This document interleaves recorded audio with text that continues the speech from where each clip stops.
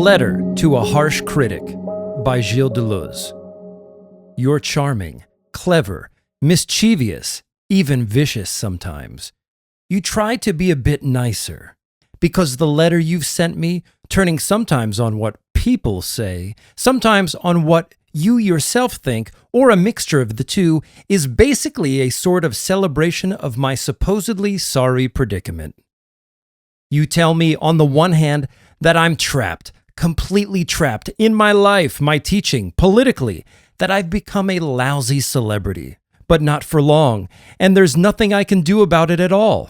You tell me also that I've always just tagged along behind you, the real experimenters or heroes, sucking your blood, savoring your poisons, but keeping at a safe distance to watch and capitalize on what you're doing. That's not how I see it at all. Real and pretend schizophrenics are giving me such a hard time that I'm starting to see the attractions of paranoia. Long live paranoia. What's your letter supposed to inspire, apart from a bit of ressentiment? You're trapped, admit it. And a bit of guilt. You've got no self-respect, you're just tagging along. And if that's all you've got to say, why bother? You're getting your own back for having written a book about me. Your letter's full of false sympathy and a real thirst for revenge. In the first place, though, you might remember it wasn't my idea, this book. You say you did it for a laugh, for no good reason, for money, for social advancement. I'm not sure it's the best way to get all that. Then again, that's your business, and I told you from the start that your book was nothing to do with me, and that I wasn't going to read it, or I would read it when it came out, as saying something about you. You came to see me, asking for something or other you could put in it. And really, just to be nice to you, I suggested an exchange of letters, as simpler and less tedious than a taped interview, on the understanding that the letters would be printed quite separately from your book, as a sort of appendix. You're already taking advantage of me by distorting our agreement somewhat, and complaining that I've behaved like some old Duchesse du Guermantes, saying you will hear from me, like an oracle telling me to use the mail, or like Rilke refusing to give any advice to a young poet. Oh, patience. Being kind isn't, it must be said, your strong point. If I ever stopped liking and admiring people, and some things, I'd feel deadened. But you lot, you seem to have been born thoroughly bitter. You sneer at everything. Nobody fools me. I'm doing a book about you, but you'll see. Of all possible interpretations, you generally chose the most base or spiteful. Example number 1. I like and admire Foucault. I wrote an article about him, and he wrote one about me, from which you quote the remark, maybe one day we'll see the century as Deleuzian. Your version of this is that we're trading compliments. It doesn't seem to cross your mind that I might really admire Foucault, or that his little remark's a joke meant to make people who like us laugh and make everyone else livid. There's a piece, you know, that explains this innate spitefulness of people who come from the militant left. If you like big ideas, then try talking about kindness and fraternity to a leftist meeting. Then specialize in all forms of carefully calculated animosity in greeting anybody, present or absent, friend or foe, and anything they say with aggressiveness and put-downs. They don't want to understand people, but to check them over. You're checking me over very carefully in your letter. I remember a guy from Gay Lib once saying in a meeting that it was just as well they were around to be our guilty conscience. Weird ambition, bit like a cop, to be someone's guilty conscience. And you too. It's as though you think about doing a book about, or against me, gives you some power over me. No way. The idea of feeling guilty is, for me, just as repugnant as being someone else's guilty conscience. Example number 2, my fingernails, which are long because I don't cut them. At the end of your letter, you say my worker's jacket, it's actually a peasant's jacket, is like Marilyn Monroe's pleated bodice, and my fingernails are like Greta Garbo's dark glasses. And you shower me with ironic and spiteful advice. As you mention them several times, my fingernails, let's consider them. One might say that my mother used to cut them for me, and it's to do with the Oedipus complex and castration. A ridiculous interpretation, but a psychoanalytic one. One might also note, looking at my fingertips, that I haven't got the normal protective whorls, so that touching anything, especially fabric, causes such irritation that I need long fingernails to protect them, a teratological selectionist interpretation. Or one might say, and it's true, that I dream of being not invisible, but imperceptible. And the closest I can get to the dream is having fingernails I can keep in my pockets, so I find nothing more disconcerting than somebody looking at them. A social psychologist's interpretation. One might finally say, you mustn't bite your fingernails because they're part of you. If you like your fingernails, bite other people's if you want to and get the chance. A Darien-style political interpretation. But you chose the shabbiest interpretation of all. He wants to be different, wants to do a garbo. It's strange, anyway, how none of my friends have ever commented on my nails, finding them perfectly natural, as though they had just landed there like specks blown in the wind that nobody bothers mentioning. I'll come now to your first criticism, where you find all sorts of different ways of saying you're stuck, you're trapped. Admit it. The public prosecutor. I'm not admitting anything. Since what's at issue, though no fault of mine, is a book about me. I'd like to explain how I see what I've written. I belong to a generation, one of the last generations that was more or less bludgeoned to death with the history of philosophy. The history of philosophy plays a patently repressive role in philosophy. It's philosophy's own version of the Oedipus complex. You can't seriously consider what you yourself think until you've read this and that on this and this on that. Many members of my generation never broke free of this. Others did, by investing their own particular methods and new rules, a new approach. I myself did history of philosophy for a long time, read books on this or that author. But I compensated in various ways by concentrating, in the first place, on authors who challenged the rationalist tradition in this history. And I see a secret link between Lucretius, Hume, Spinoza, and Nietzsche, constituted by their critique of negativity, their cultivation of joy, the hatred of interiority, the externality of forces and relations, the denunciation of power, and so on. What I most detested was Hegelianism and dialectics. My book on Kant is different. I like it. I did it as a book about an enemy that tries to show how this system works, with various cogs, the tribunal of reason, the legitimate exercise of the faculties, our subjection to these made all the more hypocritical by our being characterized as legislators. But I suppose the main way I coped with it at the time was to see the history of philosophy as sort of a buggery, or, it comes to the same thing, immaculate conception. I saw myself as taking an author from behind and giving him a child that would be his own offspring, yet monstrous. It was really important for it to be his own child, because the author had to actually say all I had him saying. But the child was bound to be monstrous too, because it resulted from all sorts of shifting, slipping, dislocations, and hidden emissions that I really enjoyed. I think my book on Bergson's a good example, and there are people these days who laugh at me simply for having written on Bergson at all. It simply shows they don't know enough history. They have no idea how much hatred Bergson managed to stir up in the French university system at the outset, and how he became a focus for all sorts of crazy and unconventional people right across the social spectrum. And it's irrelevant whether that's what he actually intended.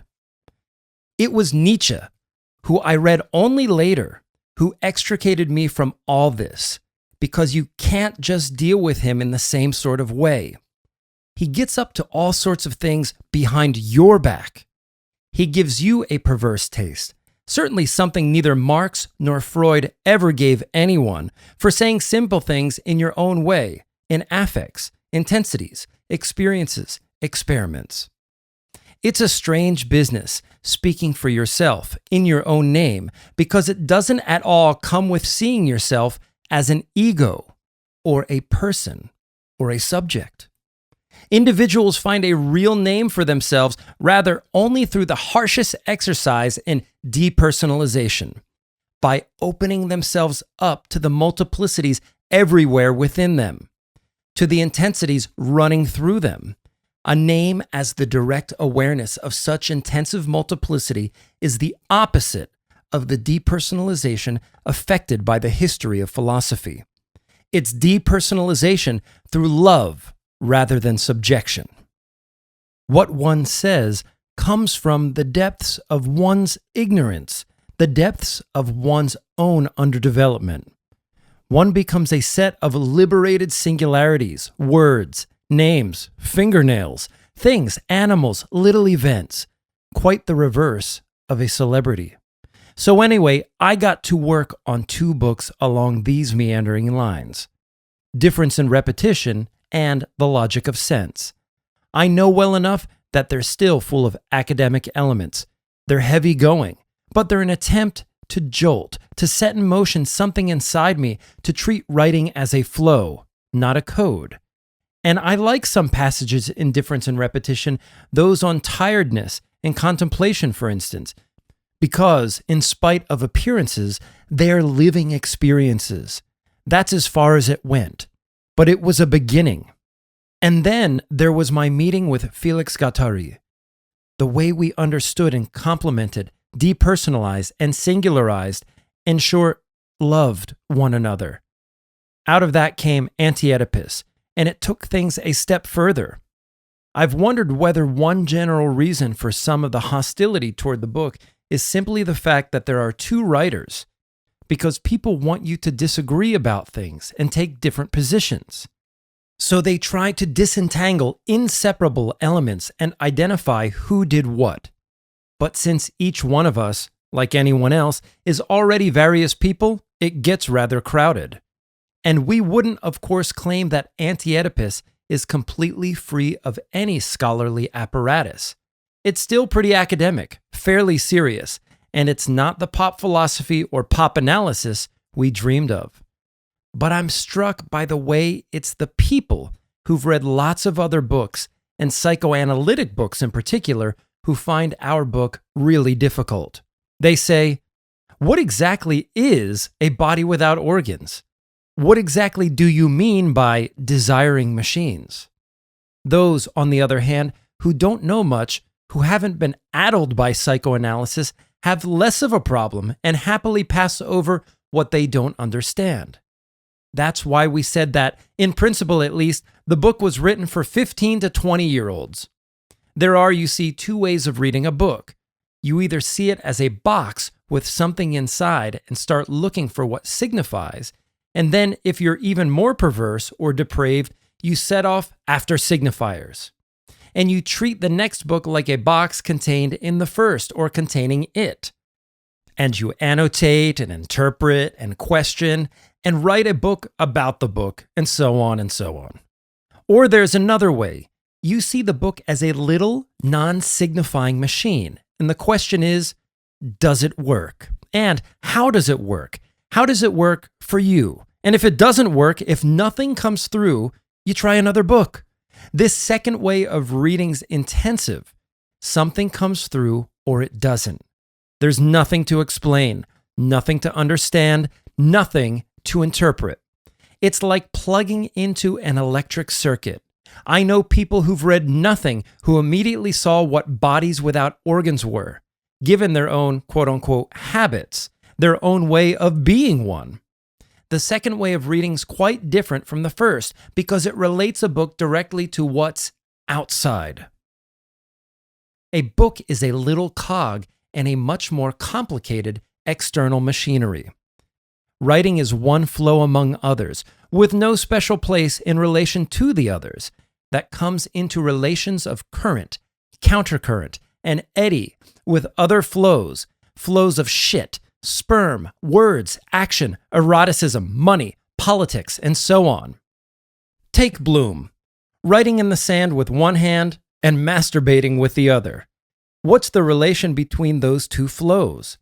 Our outside, at least one of our outsides, was a particular mass of people, especially young people, who are fed up with psychoanalysis. They're trapped, to use your expression, because they generally continue in analysis after they've started to question psychoanalysis. But in psychoanalytic terms, or a personal note, for example, how can boys from gay lib and girls from women's lib and plenty others like them go into analysis? Doesn't it embarrass them? Do they believe in it? What on earth are they doing on the couch? The fact that this current is there made Anti-Oedipus possible. And if psychoanalysts, ranging from the most stupid to the most intelligent ones, have as a whole greeted the book with hostility, but defensively rather than aggressively, that's obviously not just because of its content, but because of this growing current of people getting fed up, listening to themselves saying, daddy, mommy, Oedipus, castration, regression, and seeing themselves presented with a really inane image of sexuality in general, and of their own sexuality in particular. Psychoanalysts are going to have to take account, in the old phrase of the, quote, masses, end quote, of little masses. We get wonderful letters about this from psychoanalytic lumpen proletariat that are much better than critics' reviews. This intensive way of reading, in contact with what's outside the book, as a flow meeting other flows, one machine among others, as a series of experiments for each reader in the midst of events that have nothing to do with books, as tearing the book into pieces, getting it to interact with other things, absolutely anything, is reading with love. That's exactly how you read the book. And the bit I like in your letter, the bit I think is rather wonderful, in fact, is where you say how you read the book, what you yourself did with it. Why, oh why, do you then have to rush straight back into the attack? There's no way out. We'll be waiting for your second volume, and we'll spot what you're up to straight away. No, you're quite wrong. We've already seen where to go next. We'll do the sequel because we like working together, except it won't be anything like a sequel. With a bit of help from the outside, it will be something so different in its language and thinking that anyone waiting for us will have to say we've gone completely crazy, or we're frauds, or we couldn't take it any further. It's a real pleasure to confound people. Not that we just want to play at being mad, but we'll go mad in our own way and in our own time. We won't be pushed into it. We're well aware that the first volume of Anti-Oedipus is still full of compromises, too full of things that are all still scholarly and rather like concepts. So we'll change. We already have. It's all going wonderfully. Some people think we're going to continue along the same lines. Some even thought we're going to set up a fifth psychoanalytic group. Yuck. Our minds are on other things that are less public and more fun. We're going to stop compromising because we don't need to anymore. And we always find the allies we want, or who want us. I'm trapped, am I? It's not true. Neither Felix nor I have turned into little leaders of a little school. And we couldn't care less about what people do with Anti-Oedipus because we've already moved on. You see me as trapped politically, reduced to signing manifestos and petitions, a glorified social worker. It's not true. And Foucault's to be praised among all sorts of things for being someone, the first person who's disrupted the machinery of recuperation and freed intellectuals from the intellectual's classic political predicament. All you can think of is provocation, publication, questionnaires, public confessions. Admit it. I, on the other hand, sense that we're rapidly approaching an era of half-voluntary and half-enforced secrecy. The dawn of a desire that is, among other things, political. You see me as trapped professionally because I went on talking for 2 years at Vincennes, and now, you say, they say, I am no longer doing anything there. You think that by continuing to talk, I was stuck in a contradictory position, refusing to play the professor, but stuck in teaching, still chugging along after everyone else had gone off the rails. I do not see any contradiction. I'm not some beautiful soul living out my tragic predicament. I went on talking because I really wanted to, and I was encouraged, attacked, interrupted by militants, people acting crazy, and people who really were idiots and really intelligent characters. Vincennes was a sort of ongoing party. It went on like that for 2 years, which is long enough. It couldn't go on indefinitely. And now that I'm not talking in that context anymore, you say or report people saying I'm doing nothing, that I'm impotent, a big old sterile queen bee. That's not true either. I've gone into hiding, and I'm still doing my own thing with as few people as possible. And you, instead of helping me not to become a celebrity, you're there confronting me with the choice between impotence and contradiction. You see me, finally, as personally, domestically trapped. It's not your most subtle point. You explain, I've got a wife and a daughter who plays with dolls and potters around the house, and you think that in light of Anti-Oedipus, this is a huge joke. You might have added, I've got a son who's almost old enough to go into analysis. If you think it's dolls that produce the Oedipus complex, or the mere fact of being married, that's pretty weird. The Oedipus complex is nothing to do with dolls. It's an internal secretion, a gland, and you can't fight Oedipal secretions except by fighting yourself, by experimenting on yourself, by opening yourself up to love and desire, rather than the whining need to be loved that leads everyone to the psychoanalyst. Non-Oedipal love is pretty hard work. And you should know that it's not enough just to be unmarried, not to have kids, to be gay, or belong to this or that group in order to get round the Oedipus complex, given all the group complexes, Oedipal gays, Oedipalized women's livers, and so on. Just look at the piece called Us and the Arabs, which is even more Oedipal than my daughter. So there's nothing to admit. The relative success of Anti-Oedipus doesn't compromise Felix or me.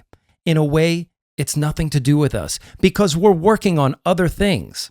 So I'll move on to your other more cruel and hurtful criticism when you say I'm someone who's always just tagged along behind, taking it easy, capitalizing on other people's experiments, on gays, drug users, alcoholics, masochists, lunatics, and so on, vaguely savoring their transports and poisons without ever taking any risks. You turn against me a piece I wrote where I ask how can we avoid becoming professional lecturers on Artaud or fashionable admirers of Fitzgerald. But what do you know about me, given that I believe in secrecy, that is, in the power of falsity, rather than in representing things in a way that manifests a lamentable faith in accuracy and truth? If I stick where I am, if I don't travel around like anyone else, I make inner journeys that I can only measure by my emotions and express very obliquely and circuitously in what I write. And what do my relations with gays, alcoholics, and drug users matters if I can obtain similar effects by different means?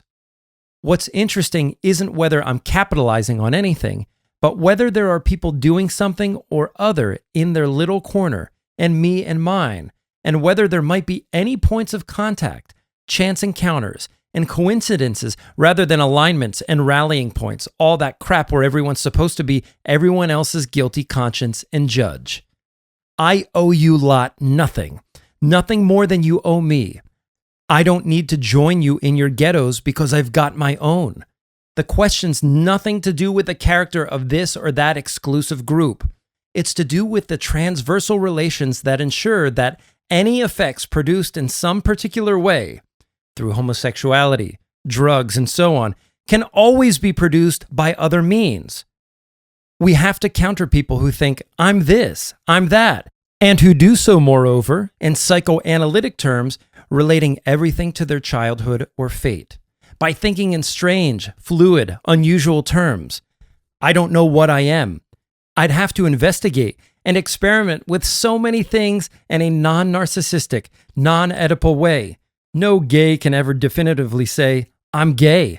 It's not a question of being this or that sort of human, but becoming inhuman, of a universal animal becoming, not seeing yourself as some dumb animal, but unraveling your body's human organization, exploring this or that zone of bodily intensity, with everyone discovering their own particular zones and the groups, populations, species that inhabit them.